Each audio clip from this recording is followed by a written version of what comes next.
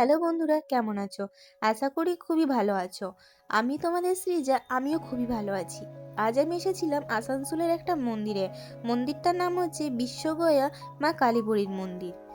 এই মন্দিরে ঢুকতে আমি আমার ভোলার দর্শন পেয়ে গেছিলাম।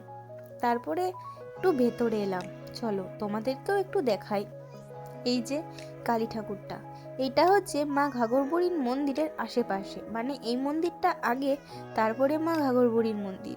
এই যে এই কালী ঠাকুরটা হাইটে অনেকটাই বড়। এখানে কালী ঠাকুরের মানে আশেপাশে আরো অসংখ্য ছোট ছোট মূর্তি বানানো আছে। এখানে একটা পুকুর ছিল।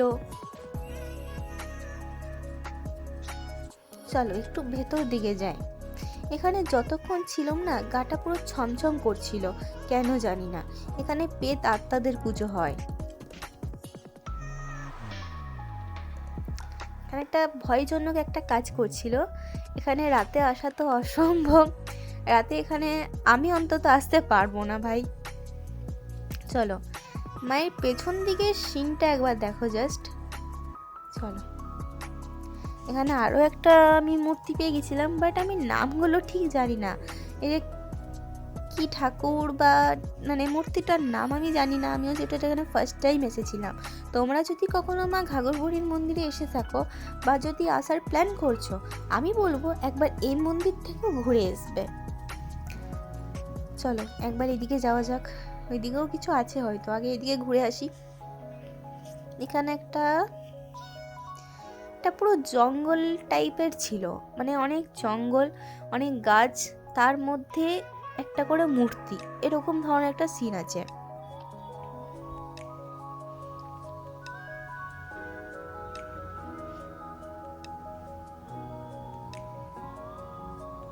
এই যে আর একটা মূর্তি। আমি ওই যে বললাম আমি নামগুলো জানি না। তোমরা কেউ নামগুলো জেনে থাকলে একটু কমেন্ট করবে। আর এদিকে জঙ্গল, এদিকে আমার যাওয়ার সাহস নেই ভাই, আমি এদিকে আর যাচ্ছি না।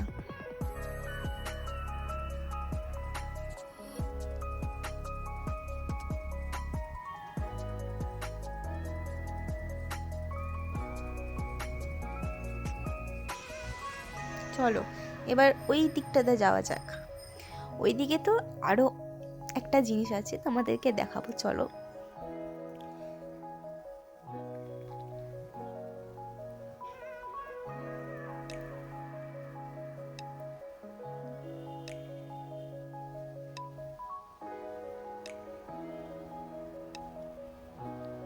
এদিকে আমি আমার ভোলানাথের দর্শন পেয়ে গেছিলাম।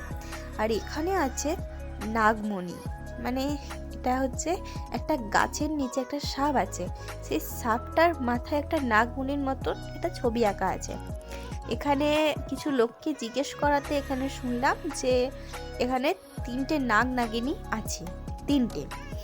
জাস্ট আমি এরপর জানি না যে ওদের মাথায়ও মনে আছে কিনা, জাস্ট আমাকে এইটুকুই বললো। এখানে আছে পেত কুয়া, যেখানে আত্মাদেরকে বন্দি করে রাখা হয়। চলো একটু সামনে গিয়ে দেখি।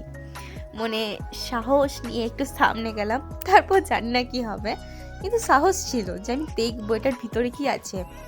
এটা ঢাকা নেই, জাস্ট রড দিয়ে বন্দি করা আছে। আমার মা বলছিল আরে ভাই সামনে যাস না, কিন্তু আমি বললাম আমি তো যাবো।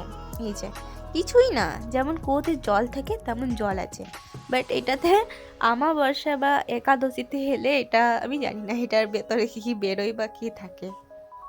এই যে এখানে আরো একটা মন্দির, মানে মন্দির না মূর্তি পেলাম। আজ ভিডিওটা এতটুকুই, দেখা হচ্ছে নেক্সট ভিডিওতে। এখন টাটা বন্ধুরা।